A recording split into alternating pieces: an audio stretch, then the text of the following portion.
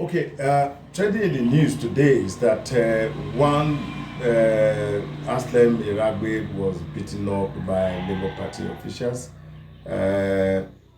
Eragbe, who was an SY national youth leader of Labour Party, having been expelled in some circumstances that had to do with fraudulent activity, was beaten, and today we are hearing that some persons within the political environment of Nigeria and Edo State particular have credited that incident to Labour Party. We're here to refute that in totality.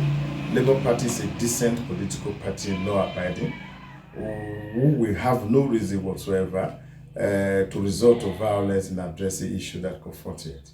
If we were to do this, then we would have even gone to court initially to deal with the issues Eragbe and his cohort brought up to us.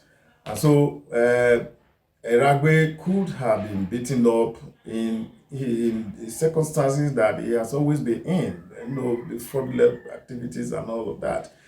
We are aware that in the time they were going after Labour Party, they were heavily sponsored by the APC. And today we have the information that indeed, because of the lot of money they have been sponsored with by APC, and they have been unable to deliver on the promises they made to APC. And APC against them, and they are following them up, and they must serve as a result of that, send people after them.